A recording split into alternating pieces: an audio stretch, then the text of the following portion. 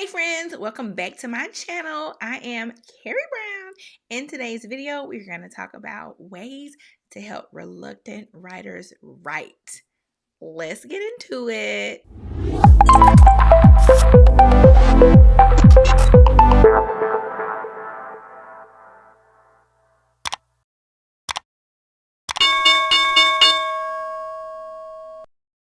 Being a kindergarten teacher or just a primary teacher in general, getting students to write can sometimes be really difficult.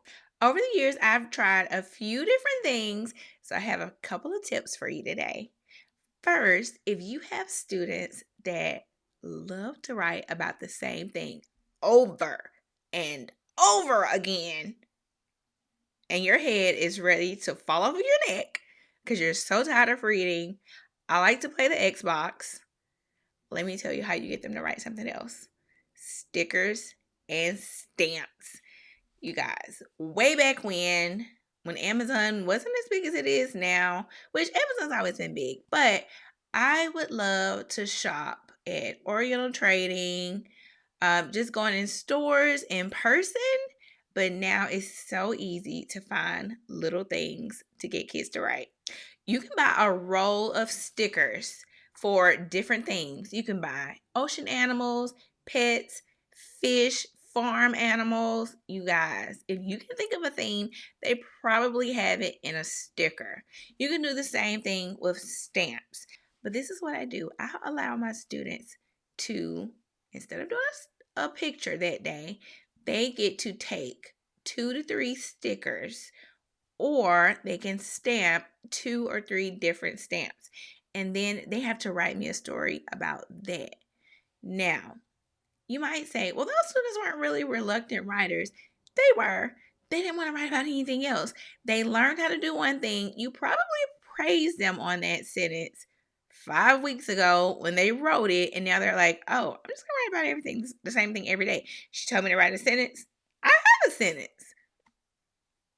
You guys, stickers and stamps work magic. That's my first little tip for you. Tip number 2 is trying to help reluctant writers who only like to color. So they get out of writing because they spend their entire writing time drawing their illustrations and working on their picture.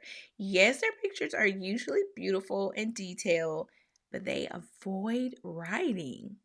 So, how do you get them to switch from loving to draw to loving to write? Well, the very first thing I do is kind of not nice to them. I don't allow them to draw anymore. So, they have to write me at least 2 to 3 sentences before they can draw their picture.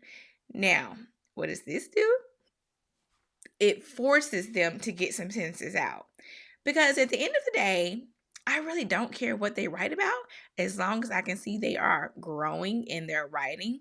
So if they can hurry up, and which is what they usually do, they rush through it so they can get to their drawing. They go through and they get me 2 sentences that are usually pretty perfect. And then they go back to their drawing. Doesn't matter to me as long as they're writing. I just want them writing.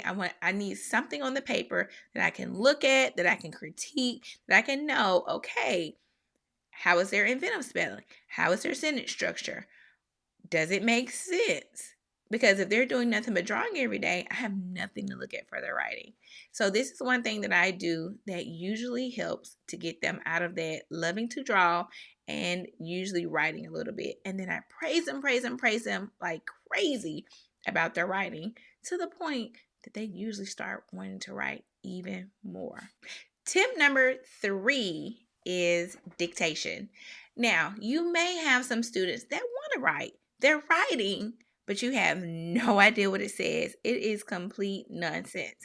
They haven't gotten to the point where they're ready to do inventive spelling because either they haven't learned all their letters, they're struggling with sounds, and they just have not made the correct connections yet. But they love to talk. They love telling stories. You guys, let them dictate. Because sometimes in responding to read alouds and responding to other things, I just want to know, can they tell me what happened? And usually the rest of my class can respond in words. But for those students that are still reluctant to write because of other issues, it's okay to let them dictate. And sometimes I'll let them just get a device. They can record. Seesaw is one of my absolute favorite apps to use, and you can use it for this. They go straight into record, and then they will tell me whatever task it is they were given. If it's to respond to a story, they usually just repeat back what the question is. For instance, let's say we were reading the book The Recess Queen, and I may have said, compare the two characters. And so they can go and record themselves comparing. Great. But if they have to write it down, they can't do it. So dictation saves the day, and then we work on writing. And so I will pull them and have one-on-one, if possible, little 5 to 10 minutes writing with them to help them while everybody else is working on their writing. And the extra time that they get with me, or maybe in a small group, it may not be one-on-one, but if I can pull them a few times a week to just work on writing, eventually they get to a point where they're ready to do inventive spelling. They notice how much you want them to succeed in writing, and they work really hard to get there.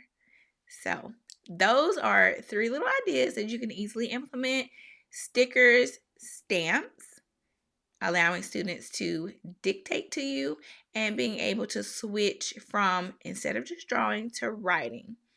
If you have some ideas on how you help reluctant writers, I'd love to hear those ideas in the comments below. Let me know. Help out other teachers who may be watching this video. Also, hit that like and subscribe so you can see future videos from me, and help other teachers see the videos by interacting with my video. All right, bye for now, and I will see you guys in the next video.